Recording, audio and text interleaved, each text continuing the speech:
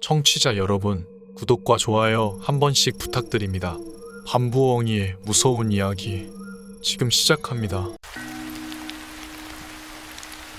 내가 미친 건지 아니면 우리 엄마 아빠가 미친 건지 알고 싶다. 나에게는 동생이 있었다. 확실하게. 하지만 엄마 아빠는 아니라고 한다.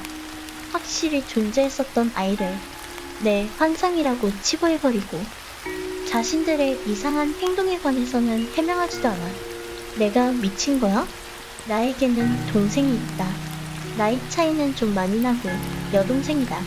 나도 여자고. 동생은 몸이 약하다고 유치원에도 가지 않았던 아이였다. 나와 동생은 7살 정도 나이 차이가 난다. 내가 초등학교 입학했을 때 겨울이었다. 엄마가 동생을 데리고 들어왔다. 난데없이 동생을 데리고 왔다고 해서 놀랐었다. 여러 이상한 점들이 있었지만 학교에 들어가기 전까지는 거의 집안에서만 생활하고 엄마, 아빠가 해준 말을 무조건 믿고 살아가던 아이였으니까 동생은 어느 순간부터 가족이 되어 있었다. 난 멍청할 정도로 순수한 아이였다. 학교에 가기 전까지는 집에서만 생활하고 만나는 사람도 엄마, 아빠밖에 없었으니까. 그래서 초등학교 2학년이 되어서야 동생에 대한 의문점이 생겼다. 어떻게 배가 부르지도 않고 아이를 낳지? 친구도 친구 엄마의 배가 남산만하게 불러서야 동생이 생기던데 우리 엄마는 왜 배가 부르지도 않았는데 동생이 생겼을까? 엄마에게 물었다. 엄마는 배가 부르지도 않았는데 동생이 생겼어요. 내 친구 엄마는 배가 오랫동안 커다랗게 부풀어 있고 나서야 동생을 데려왔는데 엄마는 왜 그러지 않았어요? 나는 그게 태어나서 처음 본 엄마의 무시무시한 얼굴이었다. 지금까지 공포영화에 나오는 그 어떤 귀신도 그렇게 표정을 일그러뜨리진 않았던 걸로 기억한다. 엄마는 무서운 표정으로 엄마도 배가 불러 있었어. 라고 했다. 엄마는 말라서 배가 얼마 안 불렀던 거니까. 다른 사람한테 절대 그런 얘기 하지 마. 라는 말에 나는 그냥 물었다. 엄마는 날 달래지도 않고 그 얘기 누구한테 한 적 있냐고 다그쳤고 절대로 없다는 말을 듣고서야 나를 품에 안았다. 그때는 그냥 엄마가 화가 났다고 생각하고 넘겼다. 나에게 엄마 아빠는 가장 오랜 시간을 함께하고 나에겐 절대적인 존재여서 엄마 아빠의 말을 거역하거나 의심한다는 건 내 자신을 부정하는 것이었으니까. 동생 이름은 은혜다. 김은혜? 내 이름이 김은비여서 운전올림으로 은혜라고 지은 것 같다.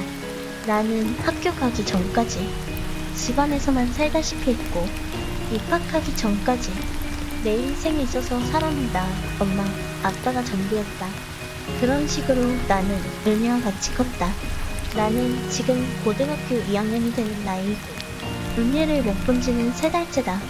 일단 이상한 점은 어릴 때부터 부모님은 종종 쓰레기를 태우는 것. 그것도 은혜가 쓴 것만 태웠다. 은혜가 어릴 때 쓰던 것들도 아마 태워서 처리한 걸로 기억한다. 근처 하천이나 산에 버린 적도 있던 것 같고 초등학교 고학년 때 내가 왜 은혜 쓰레기를 태우냐고 묻자 그 다음부터는 어딘가에 버리기 시작한 것 같다.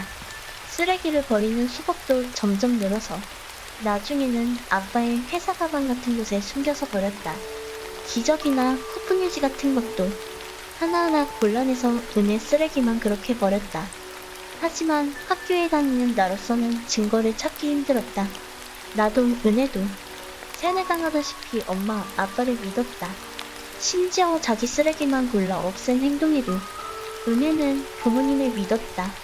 다른 아이들이 유치원에 가서 사회생활을 배우는 동안 나와 은혜에게 사회는 엄마 아빠였으니까 그런 나의 세계가 깨진 건 겨우 2년쯤 전이었다. 중학교 3학년 때 만난 친구 때문에 나는 동생 이야기를 밖에서 하지 않았다. 무의식적으로 하긴 했었고 누가 외동이냐고 물으면 아니라고 하긴 했지만 그런 나에게 중3 때 만난 친구는 충격이었다. 그 아이는 동생과 매우 사이가 좋았다. 나에게 동생은 사실상 집에서 키우는 애완동물이었다. 동생은 몸이 약하다는 이유로 학원도 가지 않고 밖에도 나가지 못하며 하루 종일 집에만 있었으니까 걔나 고양이쯤 되던 동생이었는데 친구네는 판이하기 달랐다. 친구는 여자였지만 자신의 여동생이라면 사족을 못 썼다. 심지어 친구네의 여동생도 은혜와 같은 나이였다. 그런 모습에서 나는 드디어 은혜가 내 동생이고 사람이라는 걸 알았다. 그때부터였다. 이 집안은 뭔가 굉장히 뒤틀려 있다는 걸 눈치챈 게 정말 말도 안 될 정도로 이강이든 아니든 동생은 사람이었다. 엄마, 아빠의 자식이었고 그런데 엄마 아빠는 동생의 이름을 부르지 않았다. 항상 아가, 하고만 불렀을 뿐 동생에게는 한글조차 가르치지 않았고 아무것도 가르치지 않았다. 나에게는 유치원을 다니지 않아도 그 시간에 항상 무언가 공부시키곤 했는데 동생은 아니었다. 동생은 항상 집에서 엄마와 단둘이 있었다. 그 시간에 엄마는 동생에게 뭐라고 했던 걸까? 나는 초등학교 고학년부터 학원에 다녔다. 아주 많이. 그래서 항상 집에 들어오면 9시였다. 밥 먹고 숙제하면 12시. 그러면 나는 동생이고 뭐고 잠들어 버렸다. 주말에나 간신히 집에 있었고 그마저도 친구를 만났다. 동생 쓰레기만 흔적도 없이 버리고 동생에게 아무것도 가르치지 않고 동생 옷은 항상 내 옷만 물려주고 동생의 물건이라고 단지 낡은 내 옷밖에 없었다. 그 이상함을 중학교 3학년이나 되어 인식한 게 신기했다. 하지만 단지 그뿐이었다. 좀 더 동생과 친해지고 놀아준 것뿐이었다. 상황에 대한 개선, 그런 건 없었다.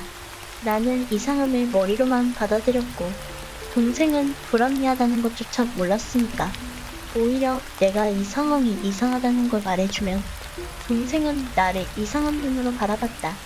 그리고 그런 말하면 엄마에게 혼난다고 했다. 자기도 예전에 엄마에게 물어봤다가 혼났다고.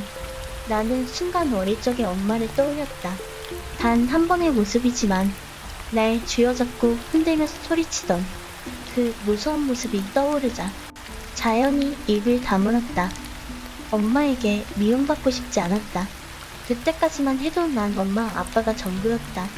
지금 생각하면 그때 내가 미친년이다. 중 3씩이나 되는 년이 그걸 그렇게 받아들였다는 게 놀랍다. 하지만 그 당시에는 자연스러웠다. 예를 들어 엄마가 원래 모든 동생들은 이런 거라고 했을 때도 그랬다. 나는 우리 집이 아니라 다른 집이 이상하다고 생각했다. 머리로는 우리 집이 이상한 걸 알지만 도저히 진정으로 그렇게 생각되지가 않았다. 만약 나의 의견과 엄마의 의견이 다르다면 엄마가 무조건적으로 옳다고 생각하는 정도? 그 정도였다. 솔직히 세뇌나 다름없었다. 기억나지도 않을 적부터 나와 은혜에게 쭉 이어져온 세뇌. 고등학교 입학하고 얼마 안 되었을 쯤 동생이 아팠다. 엄마는 동생을 병원에 데리고 간다고 하고 2, 3일 정도 오지 못할 수도 있을 거라고 말했다. 나는 따라가고 싶었지만 엄하게 안 된다는 말에 바로 포기했다. 그렇게 밤이 되고 동생이 떠난 지 하루가 되는 날, 토요일 아침이었다. 정확하게 기억난다. 고등학교에 입학한 지 한 달쯤 되었을 토요일, 나는 친구들이 동생을 보여달라고 하기에 동생 사진을 찾고 있었다. 집에 누가 찾아오는 것을 절대로 금지하는 부모님 때문에 우리 집은 그 누구도 올 수 없었다. 나도 당연히 아무도 데리고 오지 않았고 그렇게 동생 사진을 찾고 있던 중에 깨달았다. 동생 사진은 한 장도 없다는 것을. 단 한 장도? 그리고 사진을 찾으려 온 집안을 뒤지며 또 하나 깨달았다. 은혜의 물건은 하나도 없다. 심지어 머리끈 하나도 없다. 떨어진 머리카락 하나 없었다. 은혜는 머리색이 진한 검은색인 엄마, 아빠, 그리고 나와 다르게 연한 갈색이었다. 미용실도 안 가서 항상 앞머리를 길게 길러 옆으로 넘기는 머리를 했다. 길기도 엄청 길었고 그런 머리카락 하나도 없다는 게 무서웠다. 만약 여기서 은혜 한 사람만 사라지면 은희는 세상에서 완벽히 없었던 존재가 되는 게 아닐까?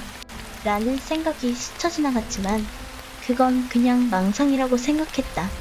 사실 엄마 아빠도 멀쩡히 있는 아이가 사라지는 게 말이 돼? 이 정도쯤 되니 나도 무언가 엄마에게 물어봐야겠다고 생각했다. 정작 며칠 후 엄마가 돌아오자 말도 못 꺼냈지만 그런데 여기서 더 걸리는 점이 있다. 은희가 그때 설명했던 병원의 풍경이 이상했다. 차를 타고 몇 시간이나 이동했다고 한다. 택시인지 아닌지는 확인이 불가능했다. 은희가 차를 탄 것이 그때가 처음이었으니 은색 차라고는 했지만 택시인지는 모른다고 했다. 그렇게 인적이뜸한 주택가로 들어가 붉은 벽돌 집으로 갔다고 했다. 아마 빌라 같은 곳 같았다. 그런 빌라의 반지하로 들어갔다고 했다. 그곳에서 이상한 아저씨들과 여러 이야기를 했다고 했다. 이것저것 물었지만 모르는 단어가 많아서 대답도 잘 못했다고. 그런데 아저씨들은 오히려 좋아했다고 했다. 옷을 벗기고 신체 검사도 했다고 해서 깜짝 놀라 어딜 만졌는지 물었더니 만지진 않았다고 했다. 속옷도 다 입고 했다고. 꺼림칙했지만 넘어갔다. 누가 봐도 이상해서 엄마에게 물었더니 병원 외벽이 붉은색이라느니 분홍색이라느니 횡설수설하고 은희가 몸이 약하니까 신체 검사한 거라며 당연하다는 듯 말했다. 그러면서 은혜를 품에 안고 아가 하고 너무나 사랑스럽다는 듯 해서 나는 그렇구나 하고 넘어갔다. 나는 학교에 가서 이 이야기를 가장 친한 친구에게 했다. 나랑 중학교 때부터 너무 친했던 그 여동생이랑 사이가 너무 좋다던 친구한테 난리가 났다. 그러면서 그건 범죄라느니 뭐라느니 하기에 기분이 나빠져 더 이상 친구와 말을 하지 않았다. 친구는 그 얘기를 다른 친구들에게 한 것 같았지만 내가 아니라고 잡아댔기 때문에 오히려 거짓말쟁이로 몰려 왕따를 당했다. 엄마가 동생 얘기는 절대 하지 말라던 게 생각나. 나도 모르게 아니라고 했다. 지금 생각하면 그때 주위 어른들에게 동생 얘기를 했어야 했는데 그렇게 며칠이 지나 엄마에게 그 친구 얘기를 했다. 엄마는 미친 듯이 화를 내고 나를 다그쳤다. 난 울며 빌었고 은희는 엄마를 화나게 했다면서 나를 원망했다. 7살 이후로 처음 보는 그 얼굴. 엄마는 그렇게 화를 내더니 갑자기 여행을 가자고 했다. 내가 학교에 가야 한다고 했더니 가야만 한다고 해서 따라갔다. 당장 그날 밤에 한 달짜리 유럽 여행을 잡아 그 다음날 아침에 떠났다. 나랑 엄마만 몸이 약하다는 핑계로 은희와 아빠는 집에 남았다. 나랑 엄마는 그렇게 여행을 가서 즐겁게 놀다 왔다. 순서는 자세히 기억이 안 나지만 영국, 프랑스, 스페인, 이탈리아 정말 좋았다. 충격은 집에 돌아온 후였다. 집에 돌아온 나는 기겁했다. 아니, 비행기에서 내릴 때부터 기겁했다. 미넨에서 비행기 타고 날아와 도착한 곳은 인천공항이 아니라 김해공항이었다. 왜 부산에서 내리냐고 했더니 엄마가 말했다. 이제 우리 부산 산다고. 그 당시 나는 핸드폰도 컴퓨터도 없었다. 컴퓨터와 핸드폰은 오직 엄마와 아빠만의 것이었다. 내가 엄마와 여행 갔다 온 사이 집은 부산으로 이동되어져 있고 나는 전학을 온 것이다. 아빠의 직장 때문이라고 하지만 나는 꺼림칙했다. 가족 구성원이 여행을 갔다 온 사이 이사를 간다고? 꺼림칙 정도가 아니라 정말 말도 안 됐지만 이미 교복은 아빠가 사다 놓았고 집에는 가구도 다 들여놓은 상태였다. 전에 집보다 확실히 작아지고 방의 개수도 줄었지만 나는 계속 이 이상한 여행과 이사가 마음에 걸렸다. 내가 친구 얘기를 하자마자 미친 듯이 날 혼내며 당장 비행기표를 찾고 짐을 싸던 엄마.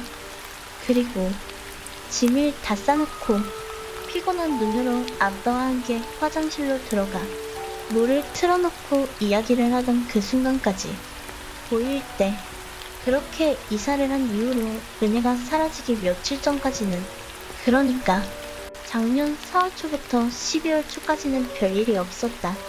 그런데 은희가 사라진 날, 정확히 기억하는 12월 8일 하루 전날 밤, 그날 난 확실히 엄마 아빠에 대한 믿음이 깨져버렸다. 엄마 아빠는 10월 달부터 나와 은혜를 떨어뜨려 놓았다. 엄마가 은혜를 데리고 바깥으로 나돌았고 며칠씩 안 들어오기도 했다.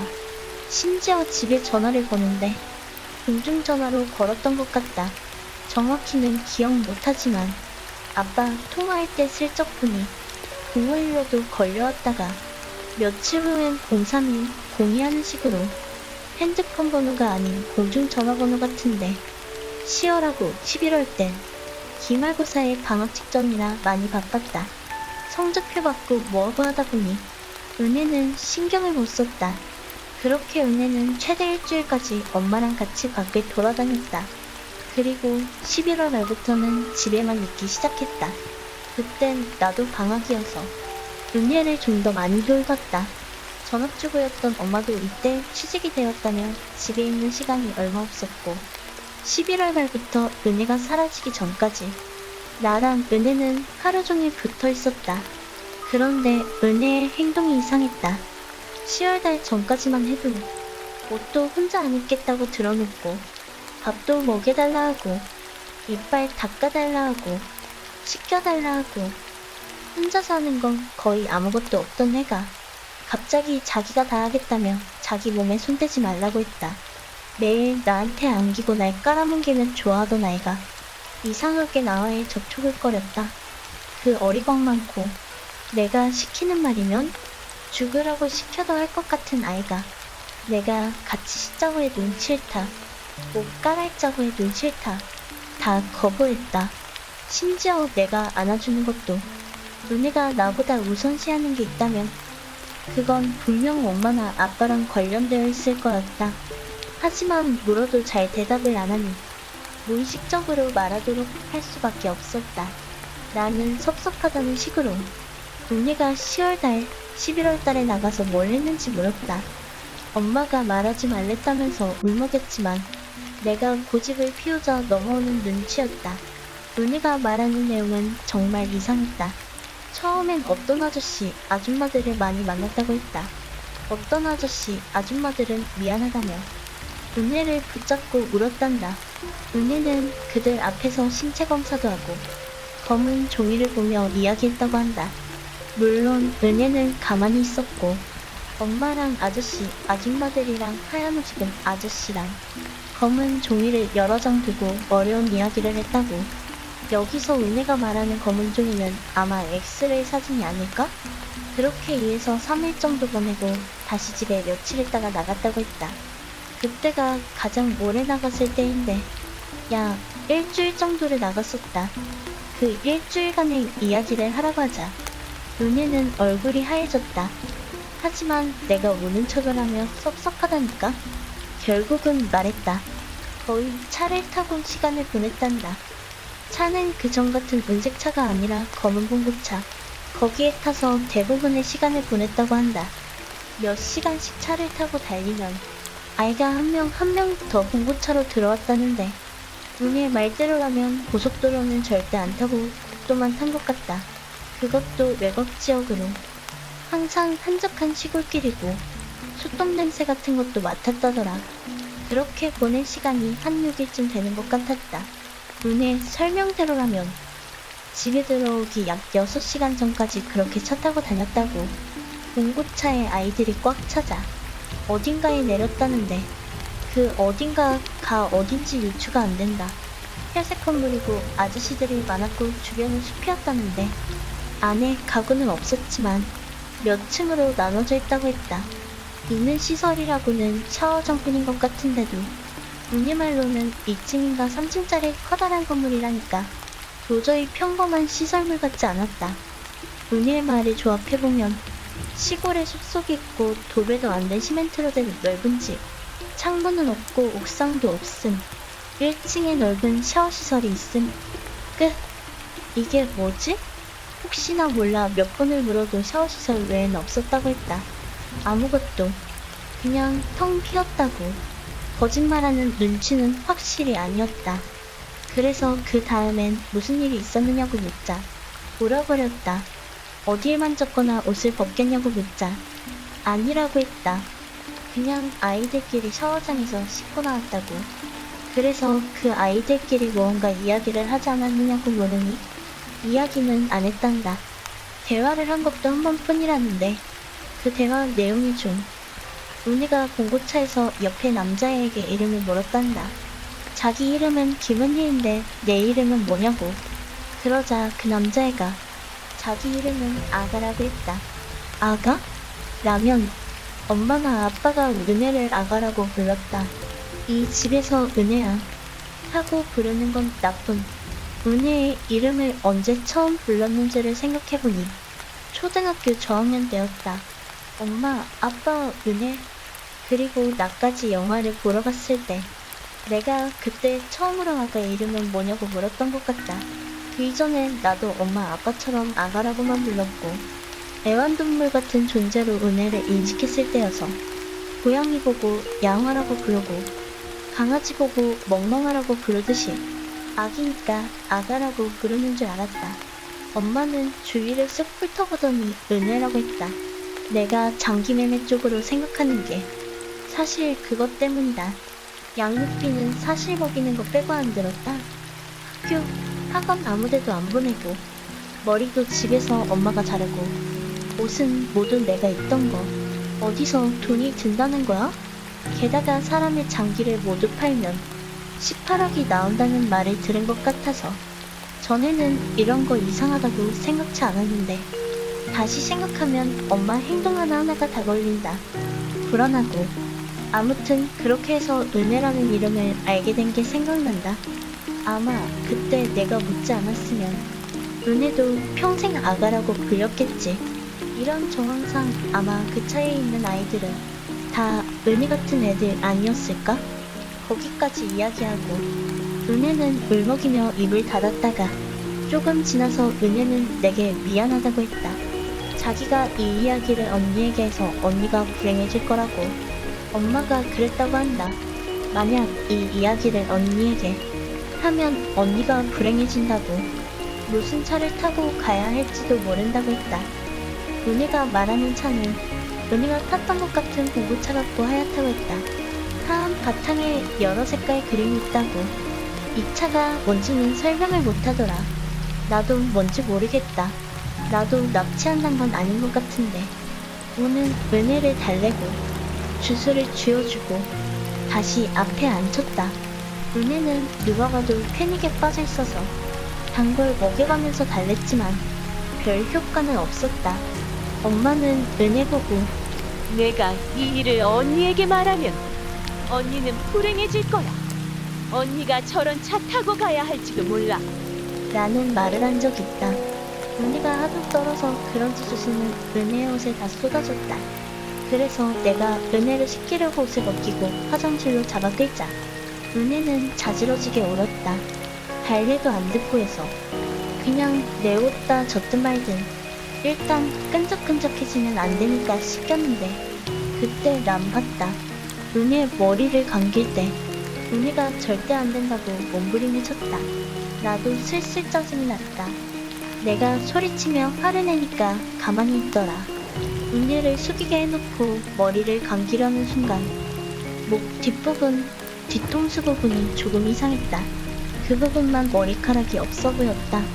그 부분을 헤집으려니까 은혜가 다급하게 말했다. 그러면 언니 큰일 난다고. 놓으라고. 엄마가 언니도 큰일 난다고. 난 짜증도 나고 굴름도 했다. 그리고 평소 날 애지중지하는 부모님이 날 어떻게 할 건가 하는 배짱도 있었다.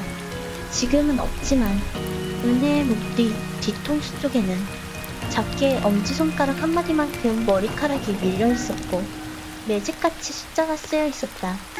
RH-A200302F 라고 써져 있었다. 내가 보폭 닦아 지우려고 해도 안 지워졌다. 아세톤으로 문질렀는데도 자세히 보니 매직이 아니라 문신 같았다. 살을 파내지 않는 이상 안 지워질 것 같아. 그대로 두고 은혜를 추스린 후 잠들었다. 그게 12월 7일 밤. 내가 마지막으로 본 은혜는 내 옆에서 부은 눈을 감고 잠든 모습이었다. 한약 냄새 나는 샴푸 냄새가 긴 머리채에서 은은하게 나고 울어서 부은 눈으로 잠든 모습. 그게 마지막 모습이었고 일어나니 은혜가 없었다. 겨울방학이어서 늦잠을 자고 일어나니 오후 2시쯤? 웬일로 엄마가 나가지 않고 집에 있었다. 뭔가 바쁘게 하는 모습을 보니 청소기를 돌리고 있었다. 가구도 바꾸고 낡아서 바꿨다고 하지만 솔직히 이상하잖아. 적어도 이 집에서 18년을 살고 은혜와 10년을 산다는 애는 이상했다. 빨래 돌아가는 소리도 들렸고 대청소를 하는 줄 알았다. 하지만 그게 아니었다. 빨고 있는 옷은 모조리 은혜 옷이었다. 내가 뭐냐고 소리치니 엄마가 말했다. 내 어릴 적 옷 예뻐서 간직했었는데 이제 깨끗이 빨아서 남 준다는 것이다. 무슨 소린지 인식이 안 돼서 멍을 때리다. 무슨 소리냐고 은혜 옷이잖느냐고 악을 썼다. 엄마는 전혀 모르겠다는 표정으로 말했다. 은혜가 뭔데? 내 친구? 그리고 지금까지 그 상태다. 엄마는 나에 대한 집착이나 의심이 짙어졌을 뿐 은혜 존재 자체에 대한 부정은 계속되고 있다. 내 10년이 통째로 거짓말이 된 건지 아니면 엄마 아빠가 거짓말을 하는 건지 모르겠다. 내가 엄마에게 하도 은혜 얘기를 하니까 엄마가 날 데리고 동사무소에 가서 호적 등본을 봤다. 은혜는 없었다. 심지어 전에 올라왔었던 기록조차 없다. 우리 가족은 쭉 셋이었고 지금도 셋이라는 거다. 그래도 내가 지랄 발광을 하니까 경찰서에 갔다. 엄마는 가만히 있고 나는 실종 신고를 한다고 경찰에게 뭐라 설명했다. 내가 하도 지랄을 하니 경찰도 은혜의 신원조회를 해줬다. 하지만 은혜는 없었다. 신원조회를 했는데 은혜가 아예 없었다. 은혜는 서류상으로도 없고 실제로도 없다. 그럼 은혜는 뭐지? 엄마 아빠의 이상한 행동은 뭐지? 그리고 결정적으로 은혜가 있었다는 증거는 그거다. 은혜가 나에게 남긴 흔적. 은혜가 내 조각칼을 들고 설치다 나에게 상처를 입혔는데 그 흉터 희미하지만 아직 있다. 아마 평생 없어지지 않겠지. 그래, 은혜 문제는 이제 포기한다고 치자. 은혜를 구해낼 수 없다고 치자. 그럼 나는 은혜를 걸고 넘어져봤자 나만 미친년이고 정신병자다. 게다가 난 미성년자다. 앞으로도 2년은 더 이 집에서 살아야 하고 나도 대학 가고 싶으니 어쩌면 더 오래 있어야 할지도 모른다. 그 와중에 내가 정신병원에 감금되지 않을 확률은 몇 프로나 되지? 은혜 말 중에 가장 걸리는 게 그거다. 은혜 때문에 나도 하얗고 큰 봉고차를 타고 가야 할지도 모른다고. 아마 이 차가 내 처분에 대한 힌트인 것 같은데. 은혜 목 뒤에 있던 글자는 확실히 혈액형, 생년월일, 성별인 게 맞는 것 같다. 그리고 은혜는 처음부터 세상에 존재하지 않았던 것 같고 분명히 살아있는데 이 세상에 존재하지 않는다면 아마 처음 우리 집에 올 때 출생신고를 안 한 게 아닐까? 그렇기에 병원도 야매병원만 다니고 학교도 못 갔다고 하면 맞아 떨어진다. 존재하지도 않는 애랑 10년 동안 같이 살았다고 하는 게 미친 거 아님 뭐겠어? 그런데 은혜는 정말 있었다고. 나에게 남겨진 선택지는 4가지인 것 같다. 첫째, 아무 일 없다는 척. 은혜를 모른 척하고 있는다. 둘째, 정신병원에 강제감금된다. 셋째, 가출한다. 넷째, 나도 은혜꼴 난다. 은혜가 있었다는 증거는 내 몸의 흉터 하나와 내 기억뿐이고 1월달에 다시 이사했다. 이번엔 부산에서 강원도로. 솔직히 난 엄마가 날 정신병원에 가두지 못할 거라 생각하지 않는다. 10년 동안 키우면 걔라도 아끼게 되는데 10년 동안 키운 아이를 팔아치웠다. 친자식이라고 못 팔아치울 건 없지. 하지만 난 실제로 있는 사람이고 학교도 다니니 팔아치우진 못할 거라고 믿지만 내가 가출했다고 하고 팔아치우면 그만 아닌가? 내가 가출했다고 실종신고를 넣어놓고 팔아치울 수도 있고 정신병원에 가둘 수도 있다. 실제 정신병원 의사가 봐도 난 미쳐 보일 거다. 지금 가장 궁금한 건 날 태워보낸다는 그 하얗고 큰 봉고차가 뭐지? 하얗고 큰 봉고차. 여러 색깔의 그림이 그려져 있음. 이 차의 정체는 뭘까? 일단 은혜가 창문으로 몇 번 봤었다고 하니 특정 인물의 차는 아닐 것이다. 종종 도로에서 볼 수 있는 하얗고 크고 여러 그림이 있는 봉고차. 다양한 색이지만 두세 가지 색깔인 것 같고 문양은 단조로웠다고 한다. 글씨도 써져 있었다는데 두 글자인 건 알겠는데 은혜가 글자를 몰라서 차 뒤에 문이 있었다고 했다. 근데 차 뒤에 문을 달 수가 있나?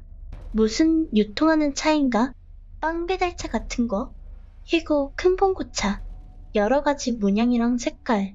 그리고 뒤에 문 달려있고 응급이라고 글자도 두 글자 써져 있잖아. 은혜가 말한 게 응급차였던 것 같다. 그럼 날 응급실에 실려갈 정도로 다치게 하거나 아니면 정신병원에 강제 감금한다는 소리 같다. 정신병원도 그 응급차 쓰잖아. 그렇다면 왜? 은혜가 알지도 못하는 구급차를 지목하면서 겁을 줬을까? 은혜를 겁주려면 이 이야기를 하면 날 죽인다던가 하는 방법도 많은데 엄마가 은혜에게 그렇게 말하게 시켰을 수도 있다. 나에게 하는 일종의 경고로 만약에 언니가 은혜에게 무슨 일이 있었는지 물어보면 언니에게 전해주라고 했다는 듯한 어투였다. 사실 이미 1월 초에 나 혼자 경찰서 가고 지랄하고 해서 엄마는 이미 내가 알고 있다는 사실을 안다. 다만 이걸 남에게 말하지 말라는 것 같다. 내가 미쳤더라도 입만 다물면 정신병원 갈 일은 없듯이 남한테 얘기하거나 퍼뜨리지 말라는 뜻이다. 내가 살기 위해서 은혜를 버려야 하는 건 맞지만 그 아이는 10년 동안 내 동생이었다. 어쨌든 내 동생이었다고. 그것도 3달 전까지만 해도 멀쩡히 있었던. 그런데 포기하라고? 곱게 죽는 것도 아니고 온 몸이 갈기갈기 찢겨 죽을 텐데? 10년 동안 키우면서 1억이 들었다 치자. 그런데 사람 장기를 다 팔면, 특히나 혈액형이 희귀한 은혜를 팔면 얼마가 나올까? 피부나 머리카락, 뼈랑 피도 전부 팔 수 있으니 아마도 어마어마한 돈이 나오겠지? 난 일기를 쓴다. 내 10년치 일기 그대로 있다. 은혜 이야기도 항상 적혀있고 내가 미친 게 아니야. 은혜는 있었다. 조금 전 내 노트에서 은혜의 흔적을 하나 더 발견했다. 노트에 은혜가 그려놓은 그림을 찾았다. 짧게 단편 만화같이 그림이 있다. 꽤 많다. 언제 그린 건지 모르지만 일종의 그림 일기 같다. 글자는 없다. 은혜 그림 일기는 알아보기 어렵다. 그냥 그 나이 때 애들이 그리는 그림. 글자도 없어서 누가 누구인지도 모르지만 하나는 알겠다. 대부분 은혜와 엄마 같다. 엄마는 저 멀리서 막대기 같은 걸 들고 있고 은혜는 바닥에 누워있는 그림들이 대부분이다. 뭔 뜻이지? 이제는 우리 엄마 보면 딱 그 여자 생각난다. 그 기시 유스케의 검은 집. 거기 나오는 사이코패스 미친년. 지 아들 자살로 위장해서 보험금 타먹으려는 년.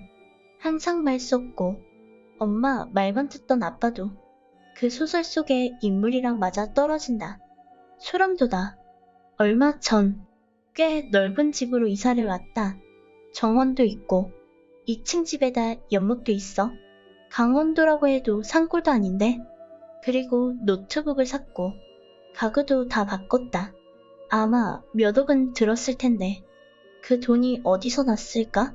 내 생각엔 은혜를 팔아넘긴 돈으로 마련했을 것이다. 나는 돈에 출처나 돈을 받은 증거를 찾기로 했다. 통장은 어디 있는지 모르지만 엄마 일기장은 어디 있는지 안다. 우리 집 장롱은 번호가 있는 자물쇠로 잠겨있다. 번호만 알면 엄마, 일기를 볼 수 있을 텐데. 엄마는 일기를 오래전부터 쓰고 있다. 한 20년 전쯤부터? 그래서 장롱 하나를 자물쇠로 잠그고 일기장들을 보관하고 있다. 무슨 정보 같은 것도 그 안에 있는 걸로 알고 있다. 최대한 손상 없이 열어야 하는데 자물쇠를 땄다. 지금 손 떨린다. 일기장은 대충 20권 가까이 되는 것 같다. 두꺼운 양장본인데 디자인은 다 다르지만 대체로 어두운 색이다. 비밀번호는 026이었다. 대충 첫 장만 보니 17건은 일기고 2건은 장부고 1건은 나랑 은혜 관련된 것 같다. 뭐부터 먼저 볼까? 좀 두껍지만 글씨를 크게 써서 아마 읽는 데는 얼마 안 걸릴 듯하다. 나는 나랑 은혜에 관한 책부터 펼쳤다. 첫 장은 초음파 사진이다. 밑에 누구 거라고는 안 써져 있지만 1996, 06, 04 라고 적혀 있는 걸 보니 내 거 같다. 그 다음 장은 나 관련된 이야기다. 서울의 모 산부인과에서 언제 나왔고 뭐 이런 거, 언제 걸음마하고 옹알이하고 처음 엄마라고 부르고 이런 거 적혀 있다. 내 사진이랑. 다만 조금 불안한 점은 일기처럼 내가 어디에서 언제 나왔다 가 아니야. 김은비 땡땡 산부인과 몇철 며칠 출생 며칠 걸음마 이런 식으로 기록되어 있다. 그렇게 내 내용이 적혀 있고 그 다음은 은혜 내용이다. 확실히 은혜는 기록이 얼마 없다. 사진도 없다. 무슨 강아지 관찰일기 쓰듯이 써놨다. 그리고 특이한 게 일주일에 한 번 간격으로 키 몇 센치인지 몸무게 몇 킬로인지 적어놨다. 얼마 동안 얼마나 자랐는지 같은 것도 수치화해서 적어놓은 것 같다. 무슨 송아지 살 찌우는 것도 아니고 뭐지? 그리고 몇 년 남았다, 몇 년 남았다 같은 것도 적혀있다. 은혜는 가축 키우듯이 기록되어 있고 이걸 가져간다 하더라도 애완동물이라고 둘레댈 수 있을 정도다. 기록은 은혜가 사라진 날 끝났다. 분명하게 팔았다 라고 적혀져 있다. 지금 울 것 같다. 팔았다는 글자 밑에 USME, USUT, USNIC, UKLDD 라고 적혀 있다. USNIC는 미국 뉴욕시티 같고 USUT와 ME도 미국에 죽었다. UK는 영국인가? 거기가 끝이다. 장부는 봤는데 은희가 사라진 다음날 꺼액이 들어왔다. 한 번에 들어온 게 아니라 거의 30번 넘게 몇 천만 원씩 받았다. 총액은 거의 25억이 넘는 것 같다. 판지역이 4개로 나눠줬다는 게 더 싫다. 한 곳이면 그나마 살아있을 가능성이라도 있다는 건데 내 곳 4등분 됐다는 소리잖아. 나는 울어서 코가 막히기 시작했다. 장부 2건은 그게 끝이고 나랑 은혜 육아일기도 다 읽었다. 특별한 건 없다. 다만 엄마 아빠는 10년 전부터 은혜 양육비를 어디에선가 받고 있었다. 한 달에 100만 원씩. 그 정도면 은혜를 키우기에는 부족함이 없는 돈이다. 시발. 그러면 나는 지금까지 은혜 목숨값으로 공부하고 옷 사입고 사치하고 그런 건가? 미안해 은혜야. 일기는 순서대로 나열해보니 총 17건이다. 1993년부터 시작된다. 엄마가 20살 초반일 때 아빠랑 연애한 이야기 같다. 두 분 모두 고졸이니 대학 이야기는 안 나온다. 그런데도 일기 내용대로라면 잘 먹고 잘 사는 것 같다. 20대 백수 2명이서 이젠 그냥 내가 정신이 돌아서 있지도 않은 애를 있다고 우기는 거였으면 좋겠다. 근데 이 일기 1건 내용이 조금 이상하다. 일단 엄마 아빠는 둘 다 가족이 있다. 형제 자매도 있고 그런데 나에겐 없다고 한 이유를 알 것 같다. 경찰에 신고하면 난 정신병원에 입원될 거다. 증거가 없어. 어쩌면 경찰도 연루됐을지도 모른다. 어쩌면 좀 더 높은 우리나라 상층부까지. 일기는 대충 4권 읽었다. 2000년대 거까지 읽었다. 지금 너무 엄마가 무섭다. 인간이 아니야. 어떻게 인간한테 그런 짓을 하지? 새롭게 안 사실인데. 엄마는 여동생이 있다. 외할아버지는 1993년에 돌아가시고 할머니만 남았다. 일기를 좀 더 읽어보니 아빠랑 어떻게 만났는지까지 써 있었다. 엄마랑 엄마, 여동생인 이모는 둘이 짜고 외할머니를 정신병원에 넣었다. 그리고 유산을 반반 나눠 가졌다. 할머니를 집어넣는 과정에서 아빠를 만났다고 한다. 아빠는 그 응급차 기사 일을 하고 있었다. 외할머니를 쳐넣는 과정에서 만난 것이다. 그렇게 아빠랑 엄마가 만나게 됐고 1995년에 결혼한다. 할머니는 정신병원 입원하신 지 6달 만에 돌아가셨다. 자연사인지 아닌진 모른다. 할머니의 유산으로 엄마 아빠는 잘 먹고 잘 살았고 이모도 잘 사는 내용이다. 그런데 엄마는 이모한테 열등감 같은 게 있었나 보다. 이모를 욕하는 내용이 꽤 많다. 얼굴 반반해서 아무데나 다리 벌리는 년이라고. 존나 욕하는 내용이 대부분이다. 그 다음 1996년에 내가 태어난다. 그리고 2000년대까지는 잠잠하다. 엄마는 머리가 꽤 좋다. 항상 조심하고 몇 번이나 주위를 살피는 타입이다. 그리고 증거도 안 남기지. 미성년자인 나로서는 무슨 말을 해도 엄마가 유리할 뿐이다. 좀 더 확실한 방법이 떠오를 때까지는 성인이 될 때까지 숨죽여야 하는 건 당연하다.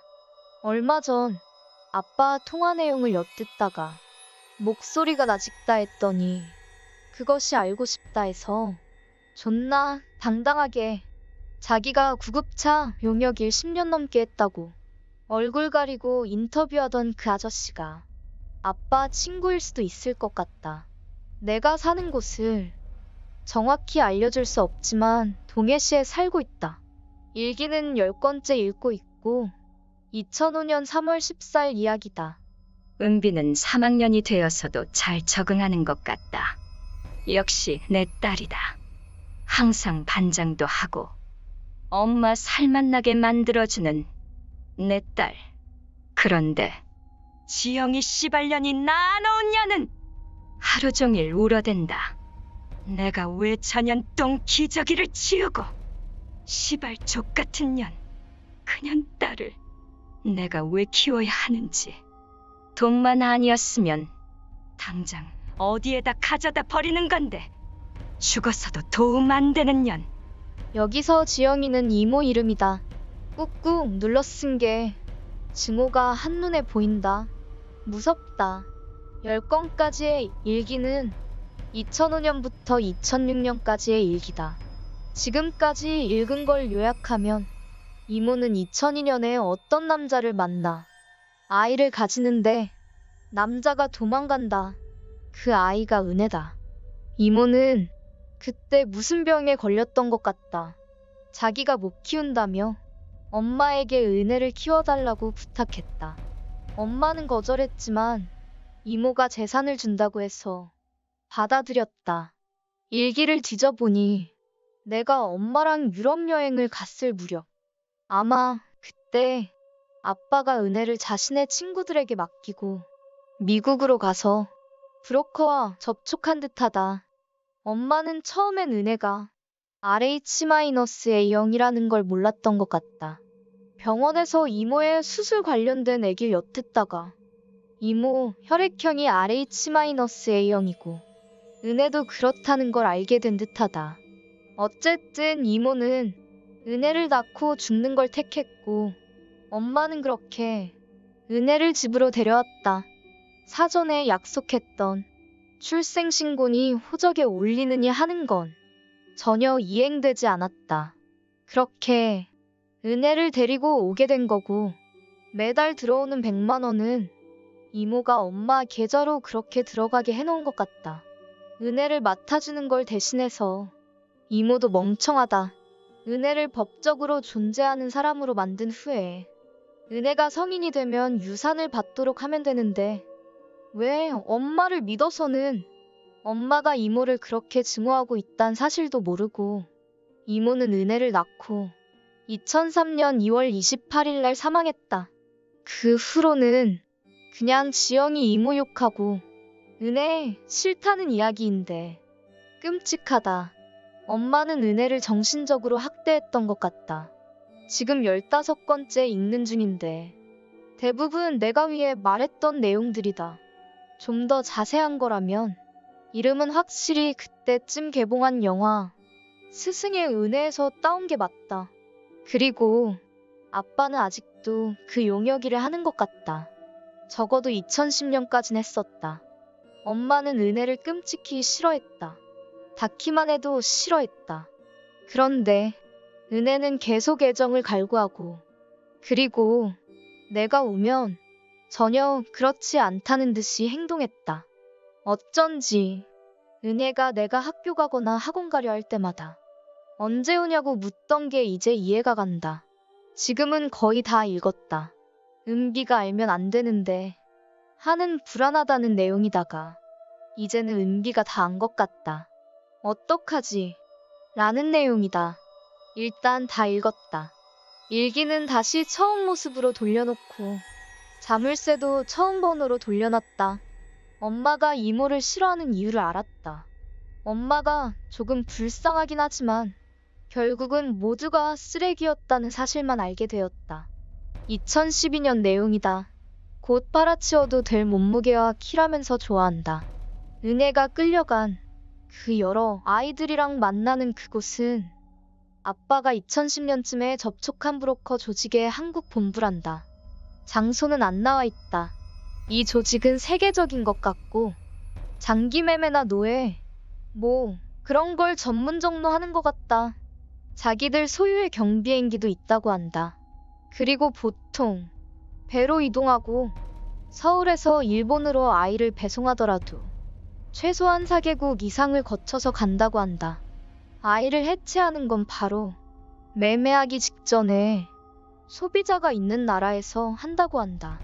원래는 국내에서 팔 생각이었겠지만 조직은 어쩌다가 알게 된 거고 은혜는 거기 팔린 것 같다.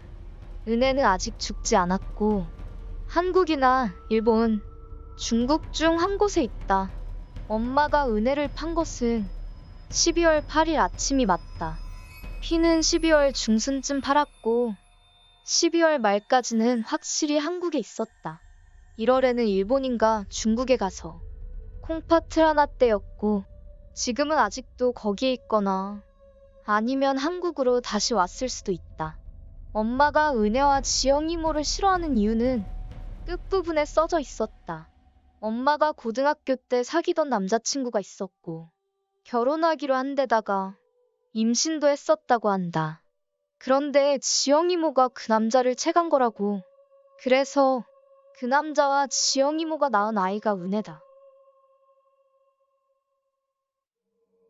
엄마가 고등학교 때 임신했던 아이는 낙태했다고 한다.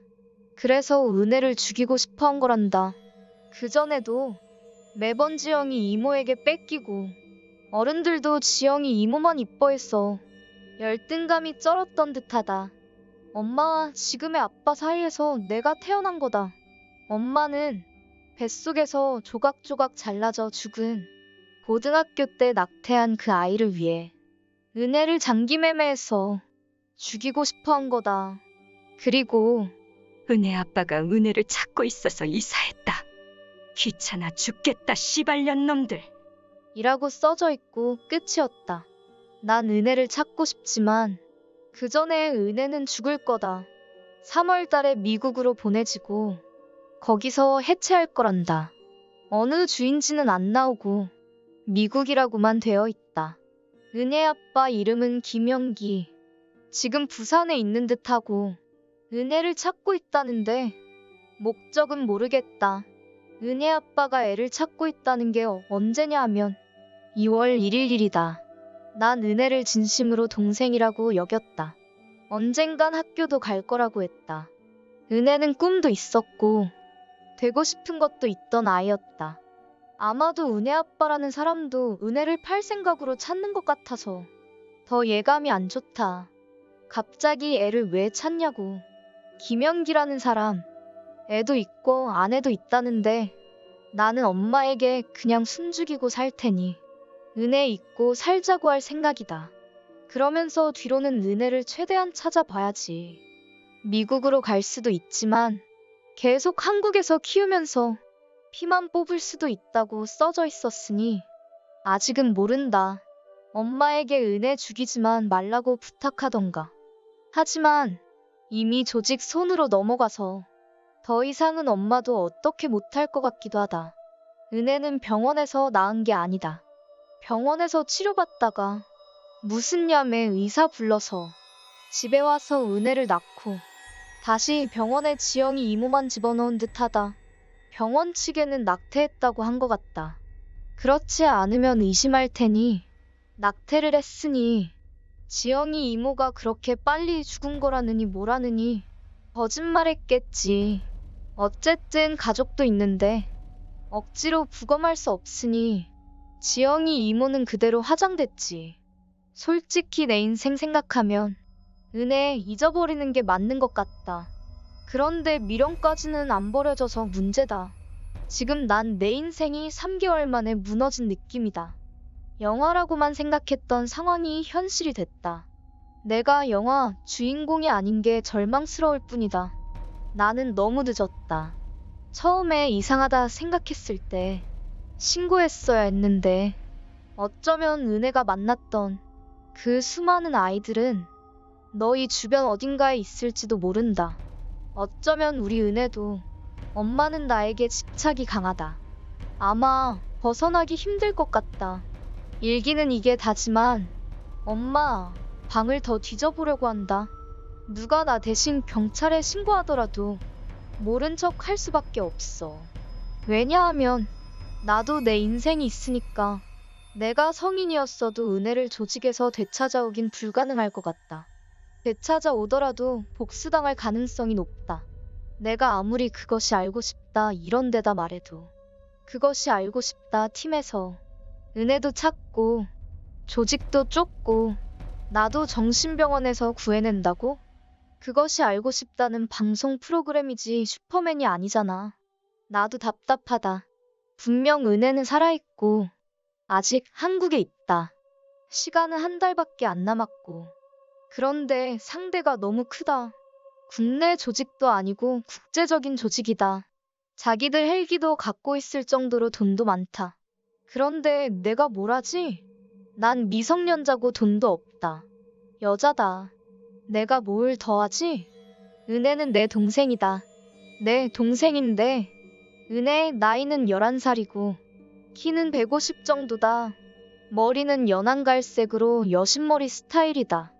눈은 좀 진한 갈색이고 피부는 하얗다. 눈은 좀 작고 쌍꺼풀은 없다. 말랐다. 몸무게는 한 40kg 정도다. 오른쪽 눈 밑에 점이 있다.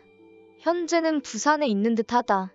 말투는 약간 어눌하고 아마 콩팥이 떼었으니 좀 병약해 보일 거다. 피도 많이 뽑힐 테니까 잘 운다. 어리광도 많고 이 외에는 해줄 말이 없다. 사진도 없고 부산에서도 아마 바닷가 근처. 그러니까 항구 근처에 있을 것 같다. 엄마에게 은혜 이야기하고 왔다. 난 일기 봤단 소리는 안 했고 그냥 은혜 어떻게 된 거냐고. 정말 장기판 거냐고. 목 뒤에 그 혈액형 문신 그거 봤다고 말했다. 엄마는 말이 없었다. 엄마가 침묵 끝에 말을 했는데 왠진 몰라도 부드러운 목소리였다. 엄마는 나에게 은혜는 다른 데로 입양 갔다고 했다. 거짓말이었다.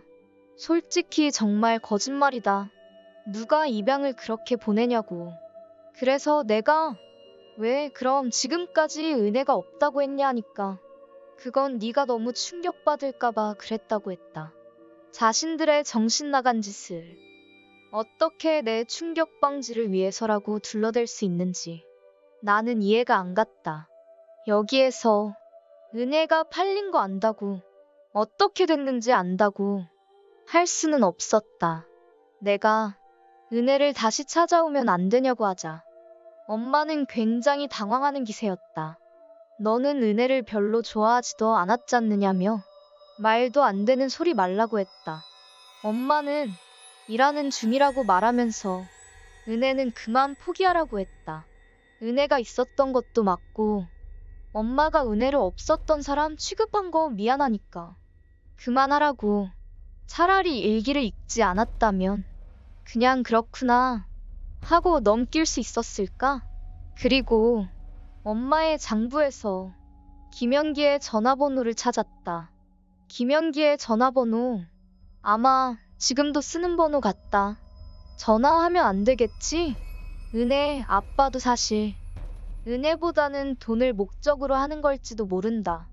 그래도 희망이라도 있잖아. 공중전화로 전화하고 오면 안 될까? 미치겠다. 은혜 데려오면 고아원에라도 데려다 줄 수 있잖아. 솔직히 말이 포기하는 거지. 10년을 같이 살았다. 내가 얘 어렸을 때 기저귀도 갈고 요 몇 년간은 내가 키우다시피 했는데 진짜 미치겠다. 영화가 내 눈앞에 있다. 근데 그게 현실이다. 은혜는 지금도 피 뽑히고 있을 거다. 솔직히 그냥 깔끔하게 죽으면 다행이지. 피 뽑고 살려놓고 피 뽑고 콩팥 빼고 또 살려놓고 그리고 해체하기 전에 은혜를 성폭행하고 해체할 수도 있는 거 아니야. 상처만 안 나면 그만이니까. 은혜가 무슨 일 당할지 생각하면 정말 죽을 것 같다. 은혜는 세상의 밑바닥에서 기고 있는 거 아냐 지금. 솔직히 내가 할 수 있는 일이 없는 거 안다. 목숨 버려 구할 용기도 없고 그럴 마음도 없으면서 쉽게 은혜를 구할 수 없을까 생각하는 내가 너무 싫다. 차라리 누군가가 은혜를 빨리 아프지 않게 죽여줬으면 좋겠다. 이제는 구하는 건 바라지도 않는다. 최대한 고통 없이 능욕당하지 않고 누가 은혜를 죽였으면 좋겠다. 사실은 다 내 머릿속의 픽션이었다. 라는 결말이면 좋았을 텐데. 난 사실 정신병원에 갇혀있고 이 모든 일은 미쳐버린 나의 꿈이었으면 좋겠다. 그치만 엄마가 은혜가 있었다고 시내 버림마당에 이제 어떻게 은혜가 완전히 사라질 수가 있어? 사실 이러니 저러니 해도 내 엄마고 아빠다. 내 손으로 철창에 넣을 수 없을 것이다. 은혜를 찾아봤자 내가 보호해줄 수도 없다. 오히려 누군가가 은혜뿐만이 아니라 나까지 보호해줘야 하는데 그런 사람이 어디 있겠어. 은혜처럼 존재하는데도 존재하지 않는 취급을 받으며 사육되는 아이들, 가축만도 못하게 팔리는 아이들이 있을 것이다. 아마 내 꿈에는 평생 은혜가 나올 것이다. 내 아이를 낳아도 은혜가 생각날 것이고 부모님을 보거나 아이들만 봐도 은혜가 생각나겠지. 지금까지 내 이야기 들어줘서 고맙다. 이번 이야기 재밌게 들으셨나요?